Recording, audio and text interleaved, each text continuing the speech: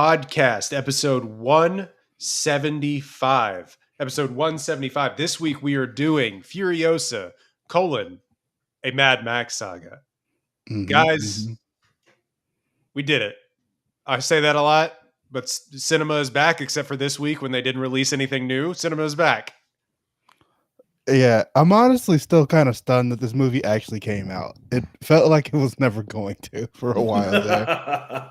Wasn't this like, there were rumors that they were going to make this like right after there's a whole saga, no like pun intended, about how this was supposed to be made before Fury Road, and there's all these like standalone comics and a video game that came before it. But even after Fury Road, this went into production years ago. And now we're finally here.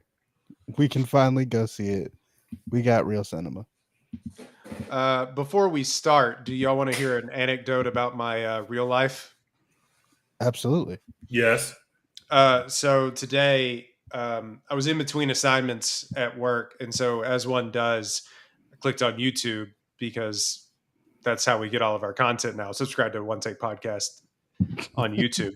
Anyway, my boss, all of a sudden, I have my headphones in. My boss kind of comes walking up to me. And so I click out of YouTube, but I click over to Twitter. Mistake, number one. Mistake. Yeah, no important. Mistake number two is, I think, following Less Humble Tej on Twitter, because it was either you or somebody else in your ilk that retweeted fat ass women twerking on my timeline in front of my boss and God and everybody else. Well, if you're talking about if you're talking about the video with Meg and Lotto, then I think that you should be thanking me for having that on your timeline, because that cured my depression. That video cured my depression immediately. That video has superpowers, and I think you should be grateful. And so should your boss. If your boss saw it, he should be grateful as well. Yeah, he's going to actively thank me in his write-up to our larger boss. He's going to be like, you know what? Actually, I'm going to delete this. We're going to store this one in the different files. You know, this one's not going up top. So thank you very much for that. I appreciate that. Anyway, movies are back. Furiosa, a Mad Max Saga. Let's get right into it. Furiosa, 2 hours, 28 minutes long. Ooh, brother. 2024 movie. The origin story of renegade warrior Furiosa before her encounter with and team up with Mad Max. Written, directed by George Miller. Also has a writing credit, Nick Ladoris, I believe is how you pronounce that name. 79 on Metacritic. Stars Anya Taylor-Joy, Chris Hemsworth, Tom Burke as Praetorian Jack, Aaliyah Brown, I believe is how you pronounce. Aaliyah Brown is how you pronounce her name, as young Furiosa, in as much of this movie as Anya Taylor-Joy is. I'm not doing Anya. I'm sorry. It's Anya. I'm not doing that. I'm sorry. We're off that. Yeah, that's just not happening. A host of character actors that were actually also in the previous Mad Max movie. Immortan Joe is different. That guy is played by Lackey Hume, I believe Lachey Hume is how you pronounce his name. This is the Young Spry. This is the Young Spry version of Morton. Yeah, that thing on his head is smaller, right? And then our queen, Charlie Frazier, who you might know from Anyone But You. Yeah. What a year she's having. She was a model before this, had never really acted outside of, I believe, commercials and such, and is now in the highest grossing romantic comedy in the last like 30 years and last 20 years, and a George Miller movie. So hell yeah, sister. That's awesome. Being a model makes sense. She is like the coolest person I've ever seen. We need her in an action movie ASAP. Somebody needs to get her signed up for an action movie. She was phenomenal. I really enjoyed her part of the movie. Shout out to you, Charlie Frazier. Guarantee you Tom Cruise made the call immediately. Facts. Yeah. Who is that woman? I don't care. Get her on a plane. We need her in submarines. And also Elsa Pataki, who is married to one Chris Hemsworth, is also in this movie. She is the one woman that jumps off the motorcycle in while it's rolling and snipes a dude from a sand dune. Coolest thing I've ever seen. Happens in the first 5 minutes. I was already in. When she did that, I said, "Yeah, we are here for cinema tonight," and that's what we got. So, Tej, I'm trying to send you the link. It should just be up on our Twitter. Go subscribe or follow us on Twitter at One Take Pod so you can see these episodes as they happen. Just doing all the promo today. So we were talking before we got on there. A lot of hand wringing over this movie. A lot of cinema is dead and is never coming back. Has been made over the box office performance of this movie. In fact, so much so that Garfield and the movie If outranked it at the box office in its second week. Yikes. So this movie reportedly shitting on Garfield too. Like Garfield's not even good. Reportedly, it made 168, or it cost $168 million to make. Do we know the box office game? Do we want to play this, or do we know the numbers? I know that it did not do what it needed to be done. Yeah, I know it didn't do well, but I don't know the exact number. Let's guess worldwide. Weekend, or are we going current? Worldwide gross as of recording. What was the budget again? $168 million. I'm going to say they're at $48 million. Worldwide? Worldwide. Okay, wait. Now I'm thinking U.S. I'm going to say they're at $62 million. I'm going to go 102. The price would be right for Dex, but it's 118 what they've made. Opening weekend, they only made $26 million in the U.S. and Canada, $53 million in the U.S. and Canada as of recording. That has led a lot of people, like I said, to say we're never coming back. We've never been. We're so done. You know, we're in the so done phase of the loop. Yeah, it's so over. Yeah. So, give us your thoughts on the contributor. A lot of it has been made since we recorded. This movie came out 2 weeks ago. We couldn't record because I was gallivanting in the great big sky west, if you will. But I was on a Mad Max Saga of my own in Yellowstone. You're a man of the woods now. Apparently, yeah. Call me Justin Timberlake. Except I won't make a shitty album about it. Anyway, that album's terrible. Give us your thoughts on why this, one, hasn't succeeded, and two, where we are in the state of things in general. I don't think the world's falling. I'm just making this is a whole bit. But why didn't this movie succeed, Tej? I don't know, because it's not, I mean, this is not a perfect movie. This is not Fury Road, but this movie is fucking good. It's a lot of fun. If you plop your ass down in the movie theater, you're going to have a good time watching this film. But obviously, they didn't get people in the seats. I went on the opening Thursday, but I went to a really late showing. So even though my showing was only like half full, maybe not even half full, I was in the IMAX, and I was like, that doesn't mean that no one's seeing the movie. Like, it's late as shit on Thursday. People have to work on Friday. But it turned out to be no one is really seeing this movie. I don't necessarily know. I don't think it has anything to do with the production hell. I think it's a number of things. I think, Anya is not yet a proven get you out of your house and get to the movie theaters through no fault of her own. B, Fury Road is just so phenomenal that it was easy for people to think that they were never going to reach those heights, which is probably true. And C, you had Tom Hardy and Charlize Theron opening the last one, and the point in their careers where those people were box office draws, and Anya's been in some cool shit and some good shit, but she's not yet a proven knock it out of the park at the box office type draw. I think that has a large part to do with it, and I think that's most of it. And I just think it's very indicative of where we are in terms of people going to the movies now more than ever. When Fury Road dropped, we weren't having these kind of problems in the same way. So it sucks that people didn't get out and see this movie, but it is not reflective of the quality of the movie. And it just sucks when you see stuff like this. I compare it to what Apes has been doing, which I didn't think was very good, but some people liked it. But like they're making so much money, and they're rebooting that, and they're making so much money. And I also think prequels are hard for people because people are like, well, I already know what's going to happen. So who cares about a prequel? I am not one of those people, but I know that there are a lot of people who are not going to go spend their $20, $15, whatever it costs to go to the movies where you live for a movie that they think that they know the ending of. So I think prequels are a bit tough, but I don't think the sky is falling either.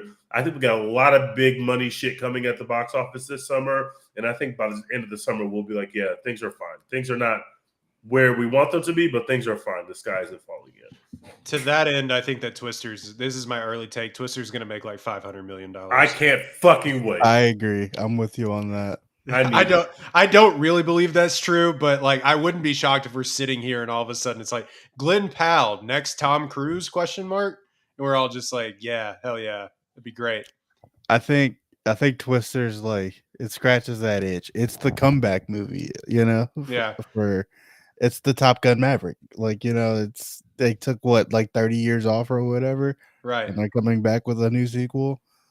I feel like for Furiosa, you have to take off long enough that people really miss you, but not so long that it's like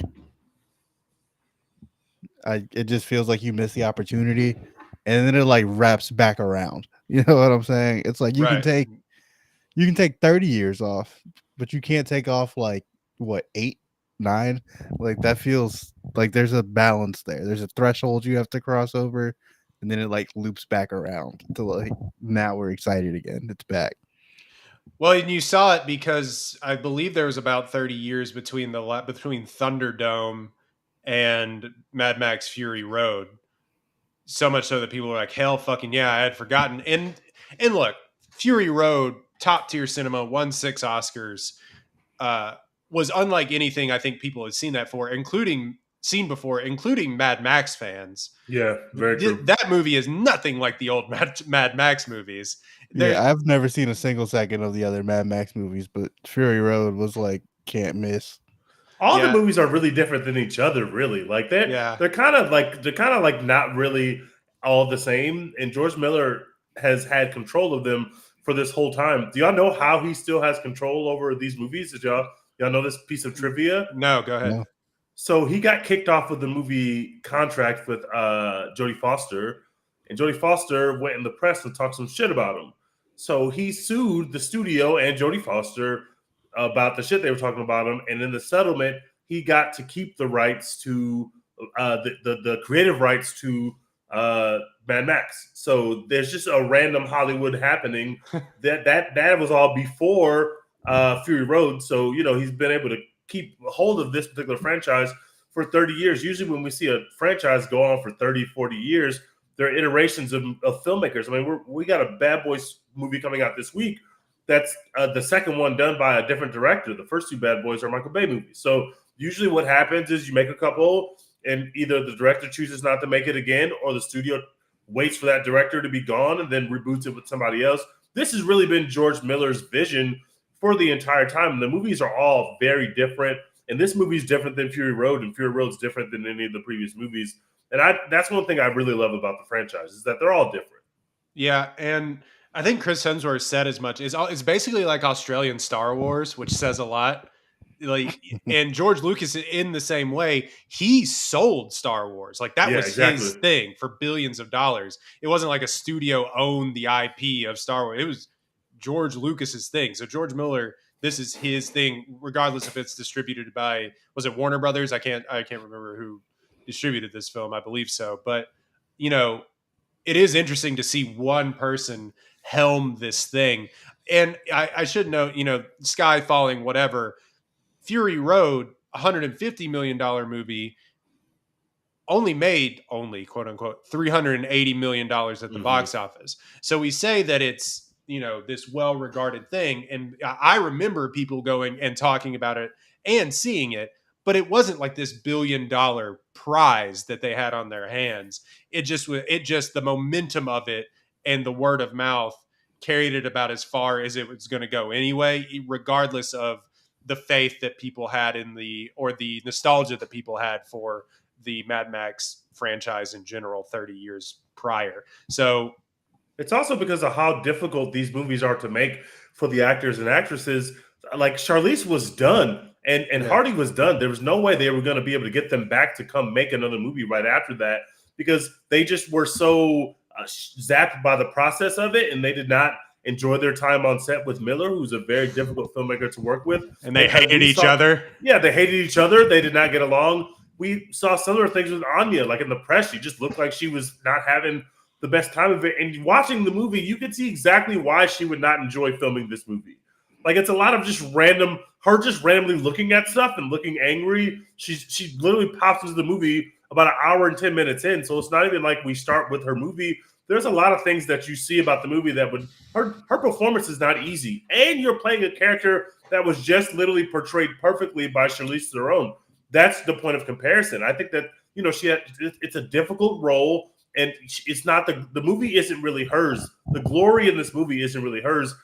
It's really everything else about the movie that I like about it. Not that I don't like her performance, but one, it was difficult for her, and two, her character doesn't have much to do, and the movie's not really about her, although it is about her. Like it's about the little kid as much as it's about her, and it's just a weird kind of the way the movie worked out. It's just not a role in which she is gonna be the one to get the shine off of it. It's just not. It's not that kind of role. She got Keanu'd. Well, she's Keanu. No, yes. I mean, in general, she's the Mad Max character, the Tom Hardy-esque Mad Max character in this role. Like exactly, Mad Max you don't watch Fury Road because of what Tom Hardy's doing. Not that his performance is bad, but that's not why you turn the movie on again and again. It has nothing to do with Tom Hardy. Yeah, and he's the best at acting without saying anything. That's why Christopher Nolan puts a mask on him in every movie. But I think it's a very physical performance, and not for nothing. You said it, Tej, and this is a slight spoiler, but Anya Taylor-Joy's just like almost not in this movie. I was stunned by that when I watched it. I was Me too. I was like looking at my watch, like we've been here an hour. Like Anya Taylor-Joy's just not in this movie. Eventually, she's going to show up, right? Regardless, we're 20 minutes into this now, but Dex, give a full review, if you will. Yeah, I thought this movie was really, really good. It's hard to obviously we said it's hard to top Fury Road. In terms of just cool, badass action shit, that's probably top 5 action movies of the millennium.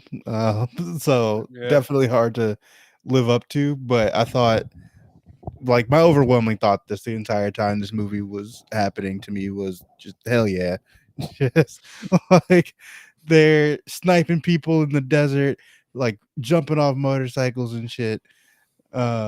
Everything Chris Hemsworth is doing, just being this big sicko, and but kind of also an idiot. It just works. Like Chris Hemsworth is just fantastic at that. So I was having a great time every time he was on the screen. There you get the spectacle in here. There's like scenes where they're driving like the big, I don't know what they called it, the big rig thing, like defending it from war rig. War rig trying to get gasoline. Yeah, getting gasoline, a thing that definitely makes sense and is cool. Yeah, I fucking love this movie, man. It's a shit rules. Yeah, like, they're just like they're going to the place. They need the stuff. Cool. Yeah, they fight people while they get there. That's awesome. It works. A lot of those scenes, like with the war rig, is sick as fuck. When they go to like. When Chris Hemsworth pulls up on a Morton Joe and is like, "We're gonna kill you," and Morton Joe's like, "Actually, no, you're not." Like, Uno reverse card, bitch. That scene goes so crazy, bro. That scene goes so crazy. That scene is dope.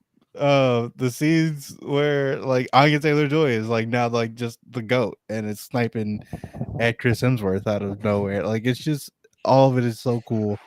And I also love the way the movie ends. We'll get into spoilers later, I guess, but like the very end of the movie I thought like was perfect.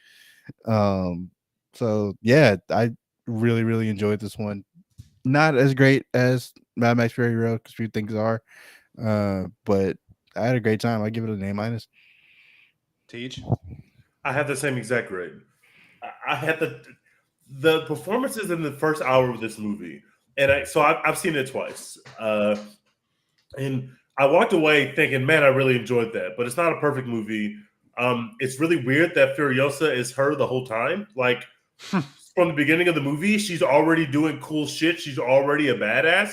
So you don't really go on any type of journey with her in terms of her skills or performance. Every scene that she's in, she's smarter than everyone, and she's just like effective all the time. Like 11-year-old like prison tatting yeah, herself. like she is literally her from the beginning. When she's biting the brake line on that motorcycle to disable it, you're like, oh, this is not her first time around the block. Like she's been training for shit. I love the opening scene. The opening scene is so different than anything I've ever seen in a Mad Max movie before.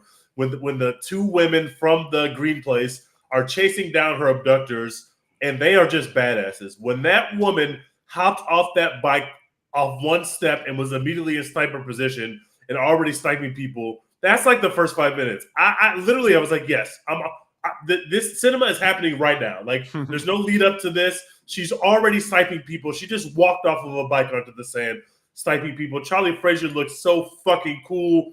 You know she's gonna die, but her part of the movie is so good.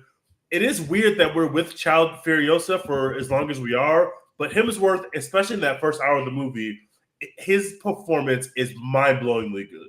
He is so good at this kind of role. He's got a weird nose. He's got weird prosthetics in his mouth, but his accent's weird, but it's amazing. Everything that he's doing is amazing. He's so slimy. He's so swarmy, and everybody around him is giving such amazing, hilarious energy. When the two abductors are like, no one's going to scum us anymore, like, everybody's playing their roles so well, and everybody's so over the top.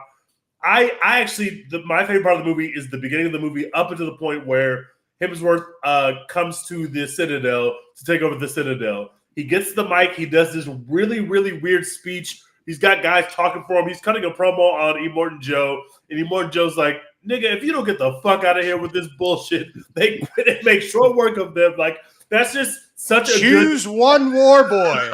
One. It's just such a good. It's got comedy where it needs comedy. Hemsworth is really funny in his performance, but also really skeevy and nasty in his performance.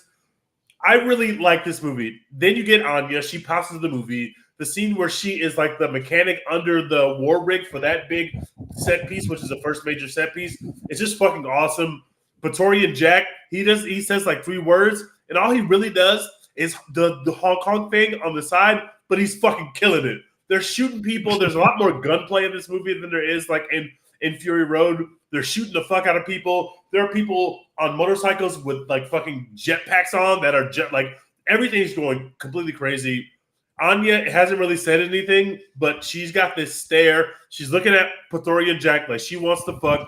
He's looking at her like he wants to fuck. But also they're killing the fuck out of everybody at the same time. They have amazing chemistry together, and I think her best scenes are when she's with him. I think they have a very good chemistry together, and her best scenes are when she's with him. But again, half this movie is just her staring into the camera or staring into the distance, not saying or doing anything. Like, she shoots a guy, then she's got to do her glare and her stare, and you can tell that is not easy shit for her to be doing. It's a very physical performance. She's not saying much. She has very few lines. I just think that the movie maintains this consistency throughout. It's not a perfect movie. It's not like an A+ movie. It's not Fury Road. But, man, you are not going to be bored. It is weird that this is the longest runtime Mad Max movie.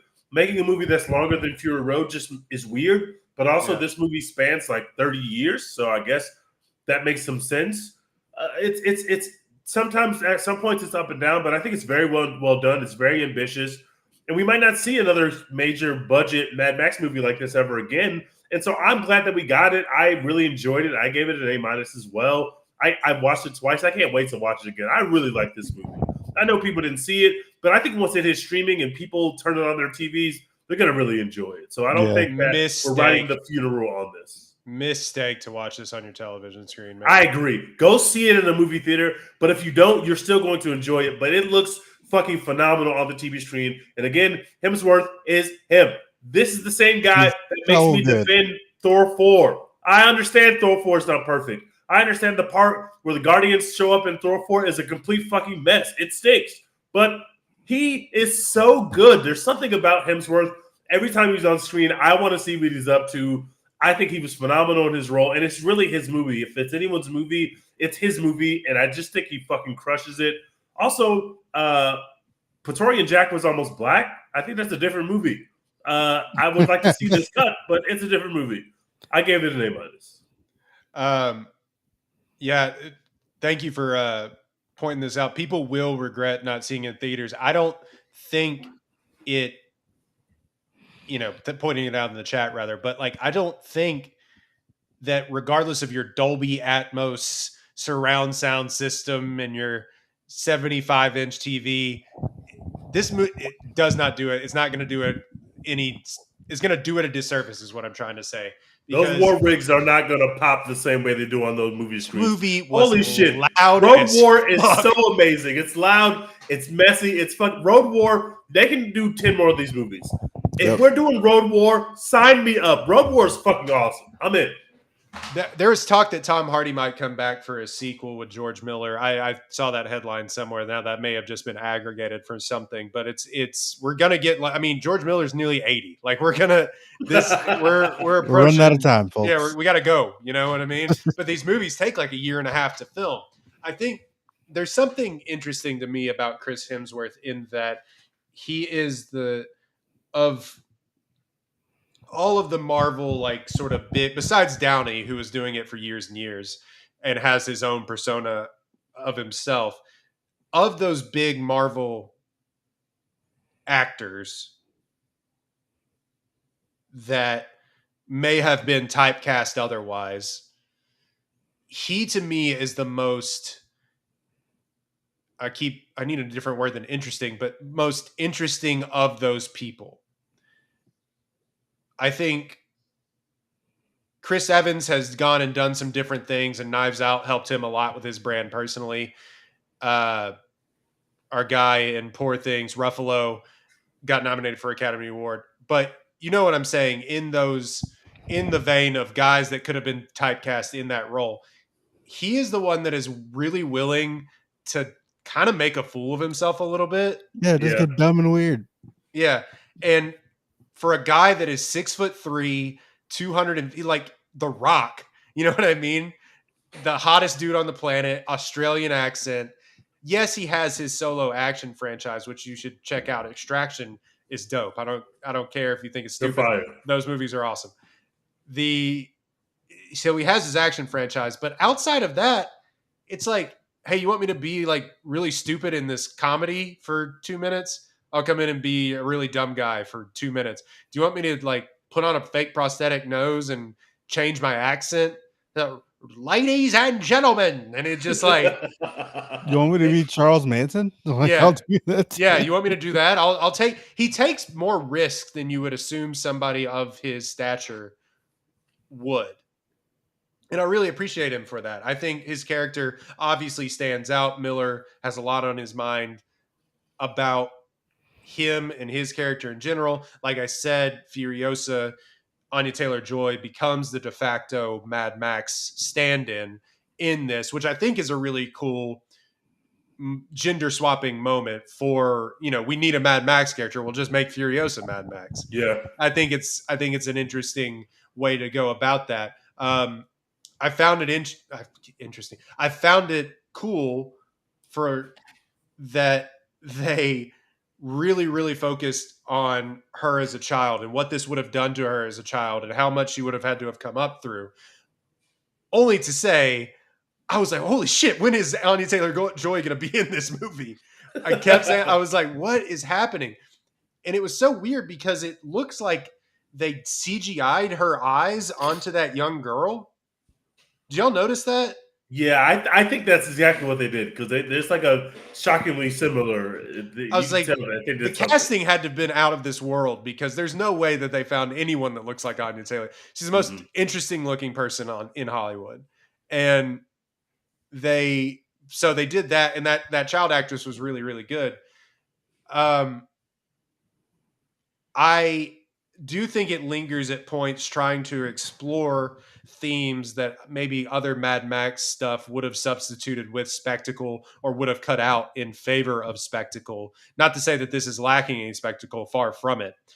Even though they do many a road war, they do stuff in the road war that I don't think I've seen before in a Mad Max movie. Like you said, the parasailing people trying to hook themselves onto the war rig. I found myself in the theater going, "Oh shit! That Like was so fire. This is the coolest thing I've ever seen." Onward to the next coolest thing that I've ever seen, and then having characters named like Scrotus and Rectus and Piss Boy, and I'm just like, yes, absolutely yes. Thank you, George Miller, for being a weird little guy. I really appreciate. This is the same dude that made Happy Feet. I think, and Babe, and Babe too, Pig in the City. I think. I think it kind of, like I said, I think it kind of lingers where sometimes maybe if this wasn't a prequel, it may have been cut for time, or may have been, if this is, I think, a little bit more lean movie, I think I have it higher in my estimation. I think I'm at a B plus. That may go up as time moves on, but like I said, there are things in this movie, the shootout scene at, is it Bullet Town or Gas Town? No, there's Gas Town, and then it's at Bullet Town. Bullet Town, I think it was called Bullet Farm, whatever that is called. Yeah, the Bullet Farm. Yeah. That's one of the best shootout scenes outside of like John Wick.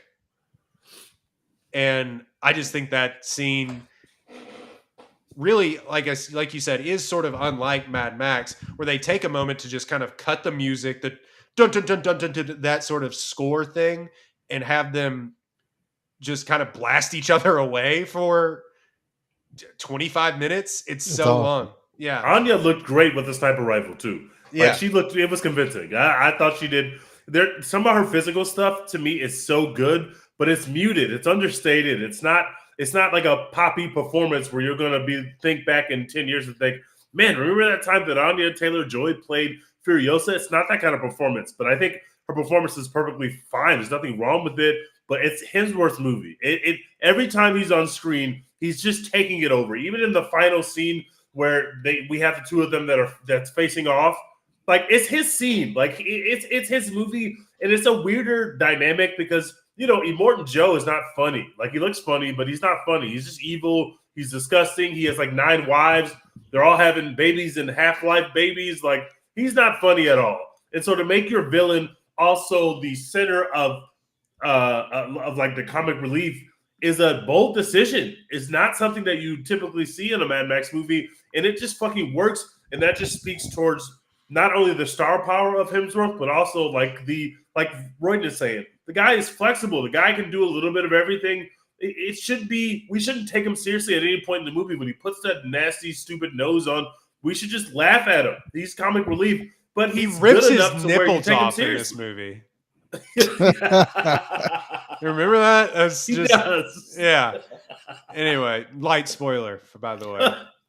But he's just so good. He's so creepy and weird, and just you can't take your eyes off him. Like when he first shows up with young Furiosa, and they're like about to do whatever they were about to do to her, and he's like, "No, let her cook. Like, let's see where this goes."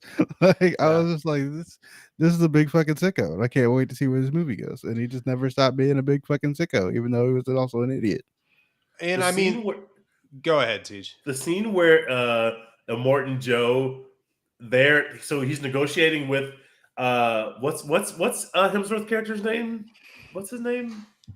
His name, something with a D, is her name was Dementis. Baby D or Little D. Dementis, yes. So Dementis and Immortan Joe are negotiating for the first time because now that Dementis has failed at taking the Citadel, he's basically going to take Gastown and become the leader of Gastown so he can negotiate with the Citadel, right?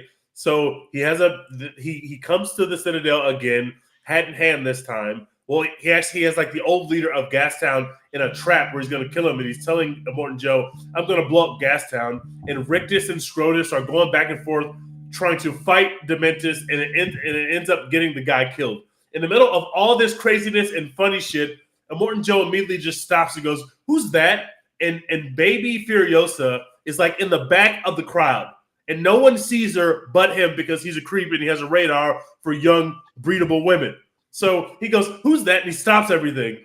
And then you have this weird scene where Dementis is trying to basically lie to him and tell him that Furiosa is his daughter. And he's so funny in the scene and he's playing it so funny, but it's still tough enough.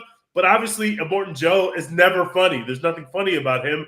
And the way that Hemsworth plays it is just so funny. It's like a perfect scene, and it looks so easy for him. Like, I can be funny, but you don't lose the levity in the situation of this is a very important negotiation, and the rest of the movie hinges on how this negotiation goes. And he's still making jokes. He's just like, no, she's my daughter. Like, he goes, like, she looks pale. And he's like, you look pale. Like, he's just so funny. That scene sticks out to me. The second time I watched it, I had to keep rewinding it because I find it to be such a funny scene, playing off of the heavy is the guy that is not funny at all. And Hemsworth can be another heavy, but he can also be funny. I just thought it was great. Yeah, I have two things. The Hemsworth character is a lot of exposition for what I think Miller was trying to say with this movie, because again, we don't know how many of these that Miller is going to be able to make. He seems like he has it under control, but time creeps on for all of us, and these movies, like I said, aren't easy to make in the Australian desert, if you will. Very unforgiving place if you don't know. But the kind of thesis statement of the movie is when, and this is a spoiler alert, when we'll just spoil the movie from here on out if y'all don't mind. But so if that has been our Furiosa review, if you want to move on, or if you want to pause and come back, if you haven't seen Furiosa, we know you didn't because none of you bastards went to the movie theater. Anyway, you didn't. If you want to pause and come back, stop here. Spoiler alert. The thesis statement of this movie basically is when Furiosa catches up to Dementis and is kind of torturing him through the desert, as she was trying to get back after 30 years and for killing her mother and so on and so forth. And her lover. Right. The whole thesis statement, and they say it in the trailer, which I kind of wish they hadn't. Hemsworth says, do you have it in you to make it epic? Do you have what is left to continue to do this job? Are you washed? Are you good enough? And there's a lot more that I'm missing because I hadn't seen it in 2 weeks that I'd have to go back and watch. But there's a lot more in those conversations between Furiosa and Dementis that we wouldn't have gotten in previous films. And I think it's kind of Miller really looking back. This movie, even though it's a prequel, is a lot of looking back on what he's done in this space. And I find that very cool, a cool way of doing this. Agreed. I also love that scene and like how Chris Hemsworth is just talking about how hope is pointless and all this other stuff, and Furiosa just like, shut the fuck up. I mean, we watched her incredibly sad life up until this point. Like, there's literally nothing good that has happened to her at any point ever. And, we know what happens to her in the rest of this movie. Like, she keeps on living in the rest of this story. I mean, like, she keeps on living. She eventually, frees these women and, does all this other stuff. So the hope is very important. And I love cheesy shit like that. I think that's great. So shout out to George Miller for working that in there. And I thought Anya Taylor-Joy like kills it. They don't ask her to talk much, but when she does talk, she nails it.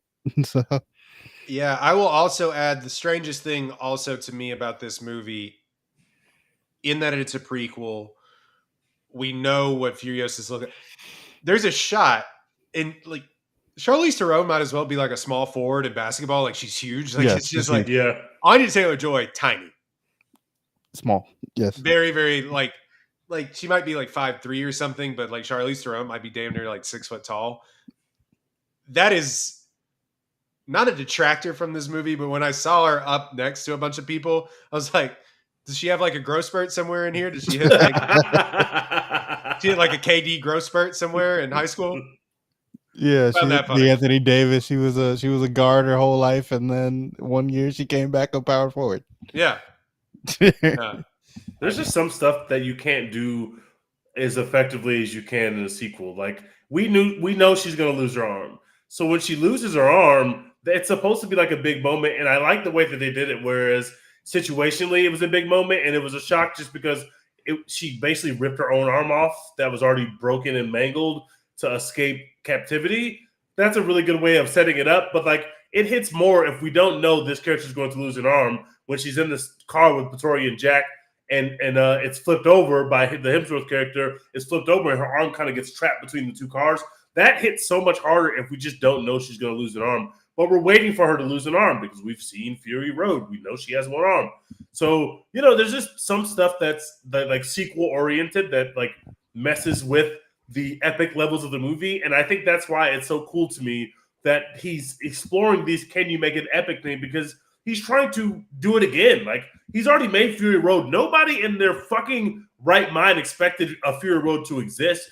Fury Road is better than the other movies. And even the biggest fan of Mad Max, who had heard about all the production hell that was happening during that shoot, could have ever imagined that the movie was going to come out like that. A movie that's really about one day. It is the apex of this entire franchise. Nobody expected that. So for him to be looking into, okay, how can I do it again? How can I make it epic? This movie is going to be longer. This movie is going to be across a 40-year time span. This movie is going to be an epic.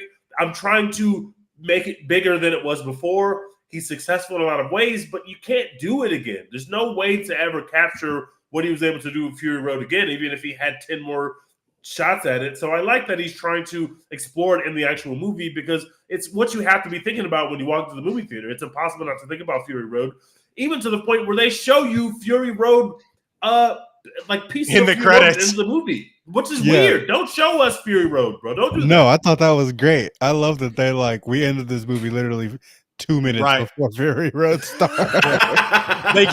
She's gassing up the carb to go on that run.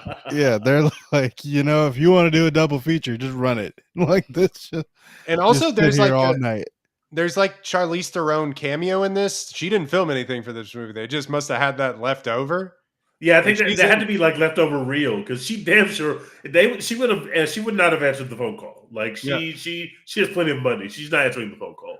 I will say, what is Charlize Theron up to these days? Making perfume Fast ads. 10, Fast 11. She was in Murder. Wait, that's a producer. I was going to say she was in Murder Mystery 2. She was in Fast X. Now, like a year and a half ago. Atomic Blonde 2 for the Money. I keep forgetting there was an Atomic Blonde 2. The Old Guard 2. Yeah, you know how many people watched Old Guard 1? A billion. Netflix wouldn't stop reminding us how many people watched that film. I like The Old Guard. I thought that movie I did too. Really it's good. I enjoyed it. So she's not opposed to sequels, is what I'm hearing. No, she's opposed to George Miller, and she's opposed to Tom Hardy. That's what she's opposed to. So this says that Charlize Theron is 5'9" and 3/4, so basically 5'10", and it says that Anya Taylor-Joy is 5'8". I don't believe that for a second. No, it looks like a starker difference between the two people. Like I'm serious. She might as well be Anthony Davis. Like, there's no way, and Anya Taylor-Joy might as well be Muggsy Bogues. There is a shot that is just like she is being dwarfed by all the other people in the scene. It's crazy. But yeah. She has a certain look. When she puts the black thing on her head, like she has the look. Like there were moments where I'm like, yeah, that looks like Furiosa. Like she looks like her. And I think they got close enough, but it's a really hard act to follow. And you're in a prequel, and now you're playing Charlize Theron's character. That's just a tough assignment. And I have major props for her for taking it on. I know shooting these things fucking sucks. She gained respect in my book, and for doing this whole thing. I know that the check was probably great for her. I know that it hasn't made the money at the box office that we all would have hoped. But man, she gets an A for effort. Like I really appreciate her performance, but it's just not her movie. It's just not. It's not her movie. Oh, I'm not. Anya Taylor-Joy is one of them ones. Like she's the under 30 batch of actors. She's like top 4, like top 5. Yeah, I'm not at Pretoria and Jack like he was like he was an oasis in the desert. No pun intended, bro. She was conveying what she needed to convey every time she looked at that man. I felt the tension. I felt the heat. I was like, she wants this white man bad. What if they had cast a black man? George Miller might have been protested and canceled if they had because they were going to cast what's his face, the guy from Candyman and the guy from Aquaman. What's his name? The great looking guy. Yahya Abdul-Mateen. Yeah, it was going to be Yahya. Very different movie if Yahya's the one driving that war rig. Sick. I would like to see that cut of the movie. Yeah, that would have been a different movie, but I fuck with him. That would have been dope. I think what's his face. Well, I don't know if I'd seen that guy in anything, but I think he's great as Praetorian Jack. I think he did a great job. But yet the Yahya cut, release the Yahya cut. I'd like to see that. Well, Jonathan Majors was going to be in it. No, I'm kidding. Jonathan Majors would look so goofy in a war rig, all big and shit, all swole in the war rig. Get him the fuck out of here. Wearing his flat cap. I'm looking at Anya Taylor-Joy's filmography right now.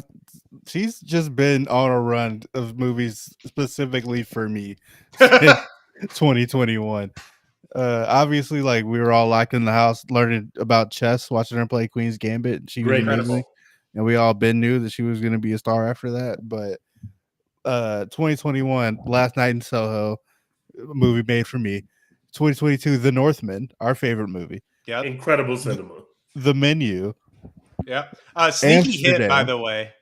Yeah, people fucking loved The Menu. Yeah, we told y'all once it hit HBO, everyone was going to be like, whoa, what's this? And I think at the box office, like a sneaky hit as well, too. People really, for a okay movie, people really fucked with it. We told y'all America's going to love this mid. That mid pack hit America, and they loved it. Amsterdam, I'm one of the like 17 people who saw that in theaters. The Super Mario Brothers movie, whatever. Dune Part 2, and then Furiosa. What a run. Not to mention she's got Dune coming. She's got Dune Messiah coming back around the back end. The whisper of Anya Taylor-Joy was in Dune Part 2. That's just like the whisper of Zendaya was in Dune 1. And now look. Yeah. I'm not saying this. I'm selling, I'm not selling my Anya Taylor-Joy stock. Obviously, she has cachet in Hollywood, and I believe that she's mega talented. I think she's probably next up that she'll get some Oscar love for something down the line. But she's sort of, I don't even know who to compare it to. Like, is she now sort of like this generation's,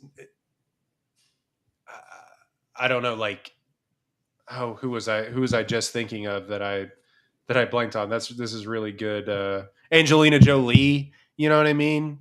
Where she's in critically acclaimed stuff. She has her action franchise. I mean, obviously she's not whatever for lack of a better term, the sex symbol that Angelina Jolie nobody is as sexy as peak Angelina, but I see where you're going. But, she sort of has that career. And I guess Angelina Jolie got nominated for an Oscar pretty early on for Girl Defined, I think. Let me see. I do think that's the one, yeah. Girl Interrupted? No. Girl Interrupt. Yeah, Girl Interrupt. Whatever. Yeah, Girl Interrupt, not Girl Defined. I don't know what yeah, I think she got nominated in 2000 for that. So I don't know. That seems to me sort of the trajectory of like Angelina Jolie got Tomb Raider, I think, when she was in her 20s. So I don't know. I'm interested to see, do y'all have any comparisons on who she might be historically? Can y'all tell me why? And I like Anya, so don't get me wrong. I think she's great. She's never done anything that I'm like, she's bad in or she's making worse. But I don't understand why she's getting certain calls and why Florence Pugh is getting certain calls. I don't get it. I do not understand that. I think they're in the same circle. Florence Pugh took the most garbage script of Don't Worry, Darling and made that shit at least watchable. I think that Florence Pugh is a superhero, bro. And I'm not just saying that because of our podcast and where we stand on Florence Pugh. She's legitimately great. And to see her get thrown into Oppenheimer in the way that she did is just nasty as hell. Like, what are we doing? Put her in the center of movies. I think there's certain roles that Anya Taylor-Joy is just better for because she looks like that. You know what I'm saying? Like, she just feels otherworldly in a way that Florence Pugh doesn't. Yeah. So, like, some of the roles that she plays, like, feel otherworldly. Feel like I could believe Florence Pugh in a Furiosa type of thing, but Anya Taylor-Joy just looks like she would be on, this dystopian Earth. That makes sense. Yeah, and that's fair. And I think Florence Pugh has a more, I don't know, not grounded, because that's the wrong term, but you could see the swap of characters. Like, you could put Florence Pugh in the menu, no problem. Easily. I I don't know I don't know how to define the difference between. If you put Anya in the middle of Midsommar, it doesn't work the same. Like, it just doesn't. I don't know. Florence Pugh is a more talented actress than Anya. I feel like Florence Pugh is generational. I don't think Anya Taylor-Joy is generational. I think Anya Taylor-Joy is really, really fucking good, but we all know how I feel about Florence Pugh. We based like our longest running bit on the podcast about how great I think she is. But I think there's just something about Anya Taylor-Joy that just feels like otherworldly, mysterious, like ethereal. Yeah. Sleek, like, futuristic kind of. Like, you could put her in Don't Worry Darling, but it wouldn't hit the same as like Florence Pugh running around in these like classic polka dot dresses. You know what I'm saying? Because even like when she's Anya Taylor-Joy's in Last Night in Soho, she's supposed to be like, she's like a throwback, but she's a ghost basically. Like, Well, and like, no one has ever needed to be in The Northman more than Anya Taylor-Joy was the Facts. Right. Was the like witch it was character perfect. in The It was Northman. literally perfect. And I feel like Midsommar, putting Anya Taylor-Joy in that movie, it's much more obvious, like, by the time that she gets to the end of it, that she's going to be kind of into all of her friends getting murdered. I agree with that. You're like, duh, the weird-looking girl is the one who we should have been watching the whole time, because she's the one having the most fun, enjoying all her friends get killed. Yeah. She's like, my shitty boyfriend's in a bear suit on fire. Love that. I have a friend who wanted to get up to speed on our podcast, and so she was like, "What episode should I listen to?" I sent her right to "Don't Worry, Darling." That is a great episode. That movie fucking stinks. That movie is nonsensical. It is so bad. Florence deserves so much better. Poor Florence Pugh dropped like 45 in that game, and they lost by 37. Like, Harry Styles is a fucking bum out there. He's not passing the ball. He's fucking up the offense. It's just a mess. It's just Luca with one assist. Nasty performance. Luca with one assist in that game. And they were like this close to throwing Anya Taylor-Joy in a movie with him also. Like, wasn't he supposed to be in Nosferatu with her? Was he? Was he supposed to be? I'm pretty sure he was, and it pissed me off when I heard that. I'm taking credit for the Harry Styles. We canceled Harry Styles on this podcast as an actor. We said we don't want him. Take it back. We don't want it. And we ain't heard his name mentioned with the movie. And he's supposed to be in the MCU. I haven't heard shit about that. Remember that? I don't think everyone was like, we are good, actually. I think that they want you to think that movie doesn't exist, to be completely honest with you. What big hand coming out of the earth? No. Nuh-uh. We don't remember that. We didn't do that. We didn't do that. Jon Snow in the MCU? That never happened. That literally never happened. Never addressed it. Never seen it. Nope. We didn't. Do you even go here? Thank you. Okay. That being said, I'm seated for Deadpool. We're so back. Yeah. So that's anything else y'all want to say about Furiosa? Go see Furiosa. You still have a couple more weeks till it's in theaters. Listen, this movie's good. Like, I finally saw The Fall Guy. Fall Guy's perfectly fine. I'm not going to remember The Fall Guy in 5 years. It's fine. This movie's legitimately good. You'll have a good time with it. Go see Furiosa. And props to George Miller. He did it again. He's singular. Only George Miller can make a George Miller movie. And I really enjoyed it. Yeah, somebody pointed out we need somebody to study like protege under, George Miller to just continue the legacy of making George Miller films forever. Because he just does things with the camera that people in movies like Spielberg and Scorsese are like, how the fuck did you do that? Mm-hmm. And it's crazy to me that he's the one. he just knows how to do some of those things. He's like a tech genius. Like his great gift is that he cares about the technology and the technical aspects of filmmaking more than most people who are trying to elicit different feelings and go for different things. He's like, no, I'm going to be able to put the camera exactly where it needs to be to get the shot I need to get. Even if we're going to be here all fucking night and you're going to do it again and again and again, I will get the shot, and he always gets the shot. He's a technical genius. I will say this. Thank you for making just good movies.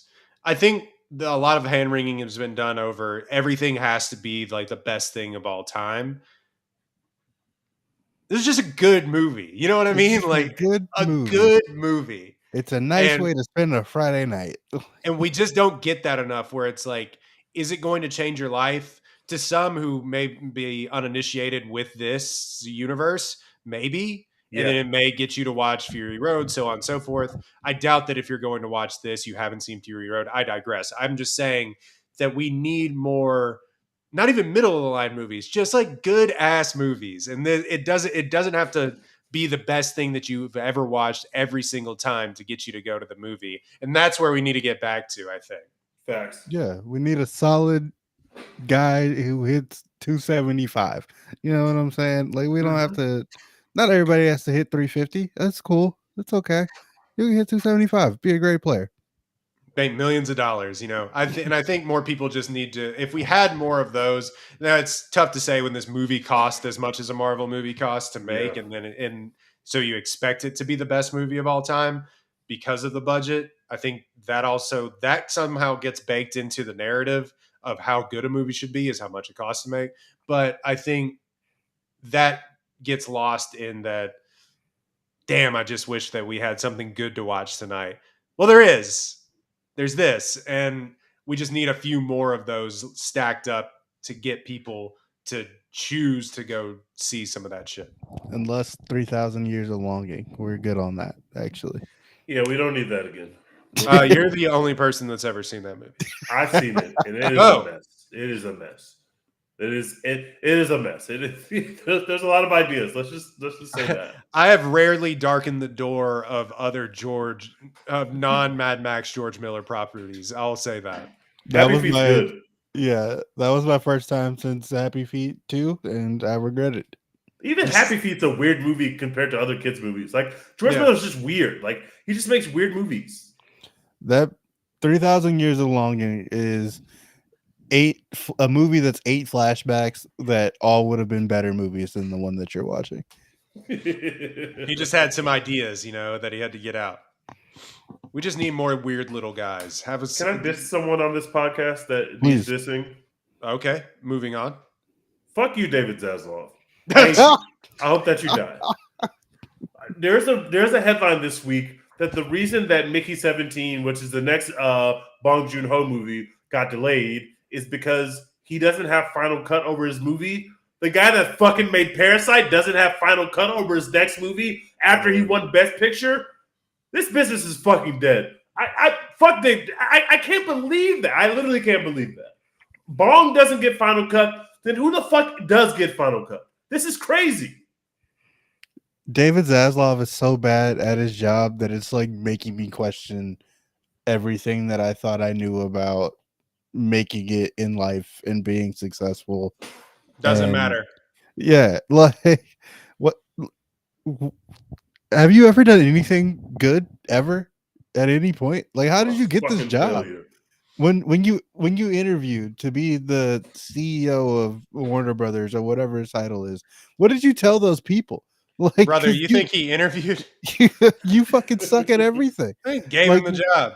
Like, why though? Like, is he just like really a fun hang at golf? Like, he went to go sit courtside in an NBA playoff game, and a week later, the news dropped that TNT wasn't getting into the basketball package again. Oh, we got this. David Zaslav is a fucking failure, bro. I'm sick of this man. He's ruining my life. I'm sick of it. And at first, it was like, oh, he's ruining everything so he can build up Max to be just this incredible, unstoppable streaming service, and it just didn't fucking happen. Max is still okay. It's like it is pretty good, and that's it. It's if like Superman isn't the best movie I've We ever burned like seen. 3 years of Warner Brothers theatrical releases so that HBO Max could be fine. I'm spreading the rumor around Hollywood right now that Zaslav actually wrote Space Jam 2. I've been spreading that rumor around. He might as I want well to have. put that at the feet of him. I want to blame him for Space Jam 2, the worst movie of all time.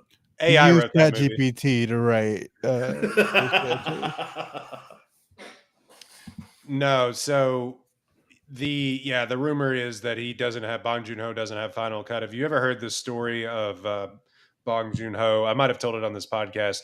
He had a little known movie named Snowpiercer that was produced by one of the He Who Shall Not Be Named Weinstein company, and he had a part where a soldier cuts into a fish with an axe. It's a really ominous, weird scene, and they kept asking him to cut it out of the movie. The Weinsteins did, and he told this big, long, elaborate story of how his father was a fisherman and how this is an allusion to his father, and it means so much to him to keep it into the movie. And eventually, Weinstein broke and let him keep it in the movie. And in a subsequent interview later, he said, "Is that story true?" And Bong Joon-ho said, "No, it's not. I lied. Fuck that guy." What a fucking hero! Yeah, so give awesome. Bong Joon-ho final cut. He knows what he's doing. Let him cook. He made Let Parasite. him fucking cook. How can you Get not out of the kitchen?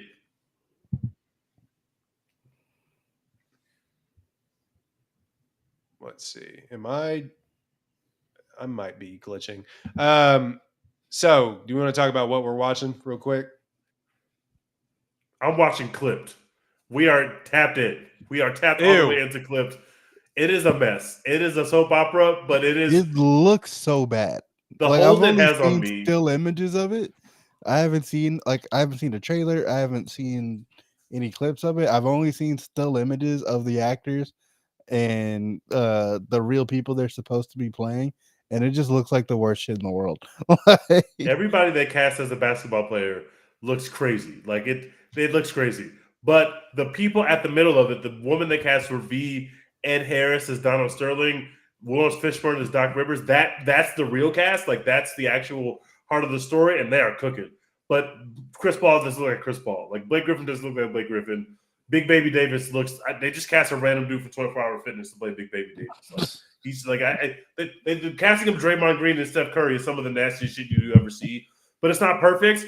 But it's such a scandalous story, and they're staying so true to the actual narrative that it's fun. We only got 2 episodes, but it's only going to be 6, and it's fun. It's not perfect, but it's a little bit trashy, but it's good. It's a good version of trashy. I'm enjoying it. When they were first filming the show, Ramona Shelburne appeared on, might have been the Low Post, one of the ESPN podcasts that I listened to, just kind of talking about the announcement of the show and how excited she was to film it and tell the story and all that stuff.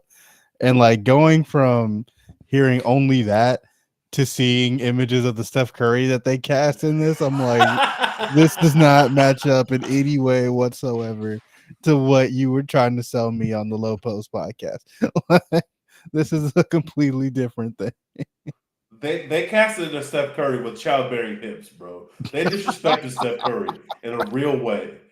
They don't need to have any more basketball scenes in this show because the basketball scene is one of the worst things I've ever seen in my life. It looks nothing like an NBA game. It's like these are random ass dudes that can't hoop. You only trust 2 of them to dribble because none of them can dribble. And so you're filming it around everybody being a trash hooper. They don't need any more basketball scenes in this show. Nobody's watching this show to watch basketball scenes. This is the opposite of winning time. In fact, I heard someone on a podcast call this show losing time because it's the Clippers and because this show is a lot less quality than winning time. So I'm watching losing time. I also, like I said, have seen The Fall Guy. I recently watched The Bodyguard, Whitney Houston, Kevin Costner. Amazing film. You doing your Kevin Costner rewatch? Yeah, it's incredible film. I am not watching Kevin Costner movies to prepare for that movie he's putting out that has 7 parts. That's not what's happening. But I happen to watch. I will be there. I'm sorry. I'm part of the problem. I will be there. I've been watching a lot of Kevin Costner media. He's been on his media tour, and he's been awesome. He's winning me over. He's been so you're going to be there night one, both night ones. Yeah, probably. What if It'll be What if the me first in night one is there. just horrendous? Are you going to go back for part 2 of the film? Absolutely, I'm in. Yeah, I'm gonna put on my MAGA hat with everybody else, and I'm gonna go. Yeah, I was gonna say it's gonna be me and the young conservatives of Katie and their mothers at Katie Mills Mall, locked in, watching both parts of this If you saga. are pulling up, then I'm going to have to pull up, even though I'm expecting it to be a piece of shit. I'm pulling It's up. going to be ass, but I'm in there. We'll screen test number 1. How about that? And then we'll decide. Yeah, we'll in decide on number August. 2 after. Every time I talk about this movie, I say this, but I still have Hatfield and McCoy itches that need to be scratched. Like You gotta that watch is, Yellowstone. yeah, probably, but that's a TV show. It's not a miniseries or a movie. It's too long. Yeah, that's fair. It's fair. It's a lot of like, get off my ranch. Like, it's a lot of that for like 5 seasons. It's really a soap opera, but he's kind of been out there talking about it in the media and stuff. He's been really, really cool about just his legacy and all that stuff. And, you know, a lot of people take or leave his acting, but he is one of the last true blue movie stars that is out there. And it's really cool to see him talk about going into debt to make this movie. I've been watching Black Sails on it's on Netflix. It was on Showtime for forever. Let's see. They went and bought a lot of stuff. They also have Your Honor Yeah, now. Netflix is just basically is cable now because they have everything. They have all the HBO shit too. Yeah, it's weird.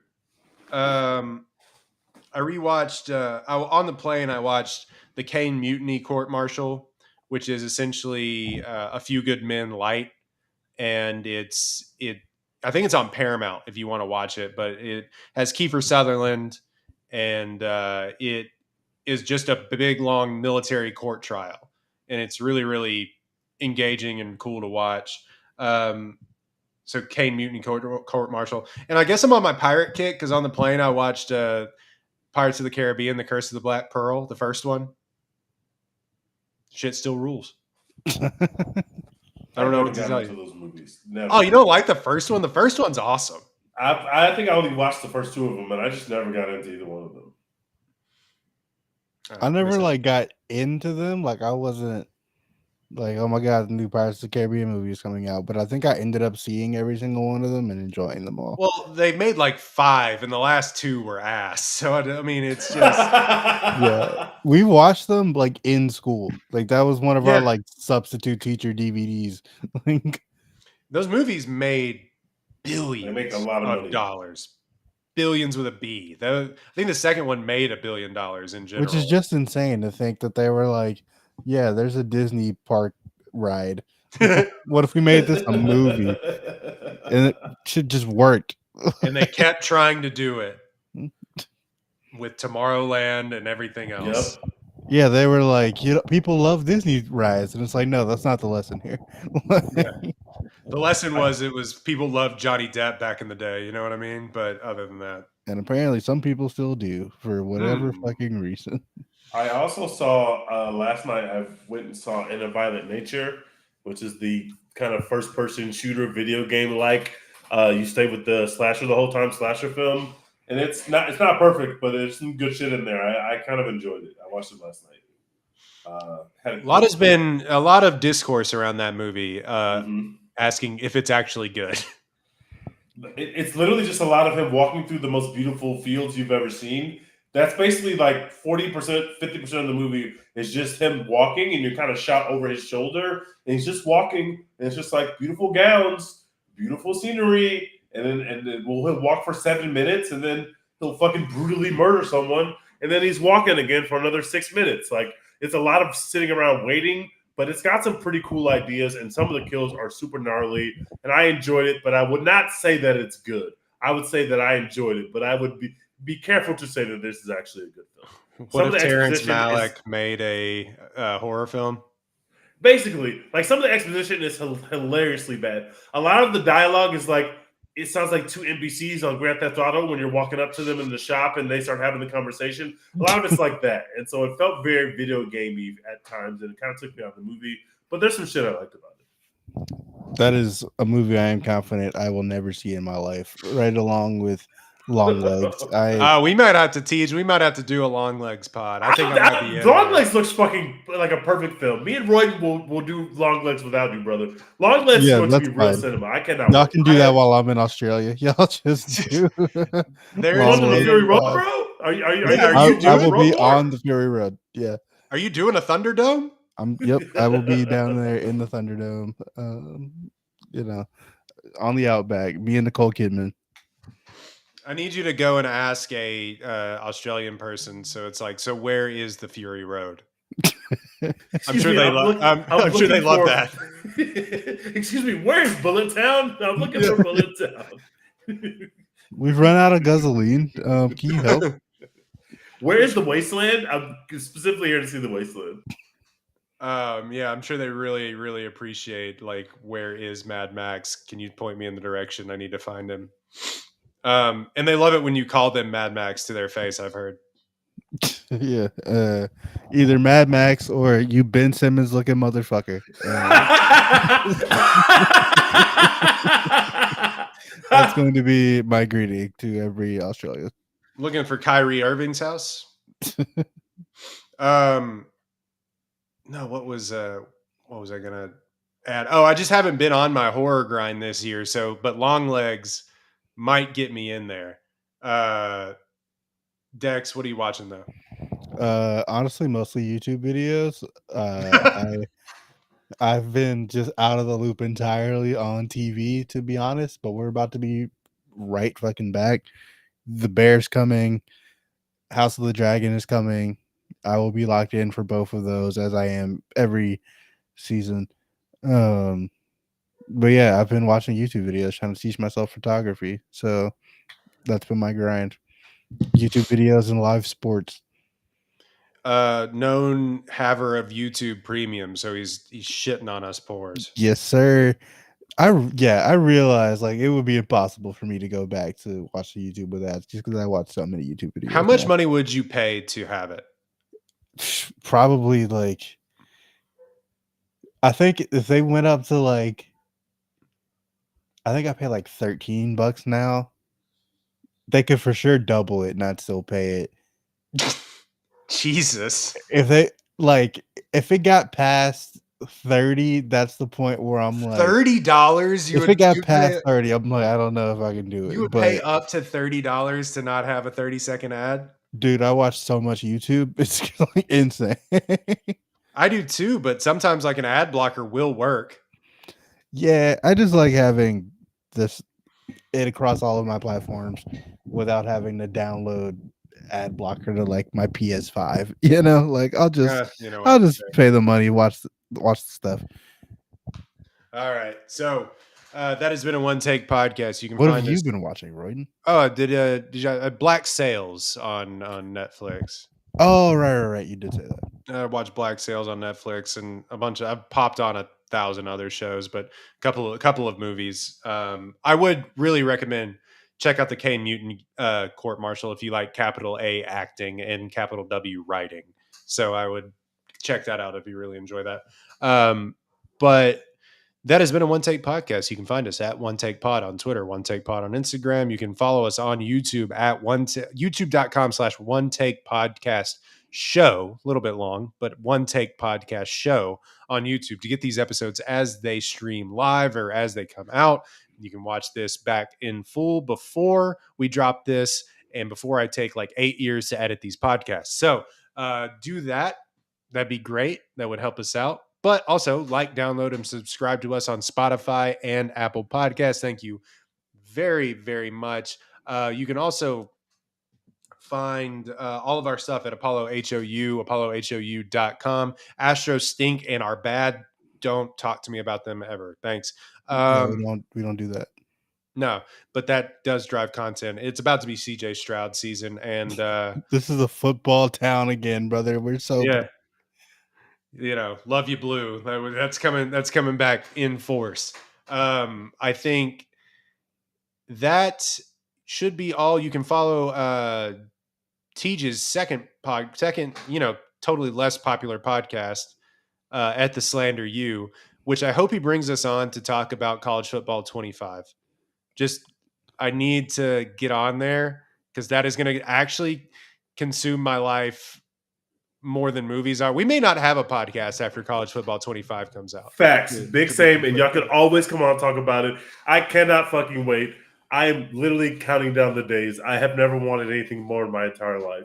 We're just going to pivot to just streaming an online dynasty instead of ever talking about movies. Yeah, you want real cinema? Watch me get some 5 stars in year 1 and put them on the field as true freshmen. That's real cinema. I can't fucking wait. I cannot wait. I'm so excited. You run the wishbone offense. You know, you have like a 3 yards and a cloud of dust playbook. I know it.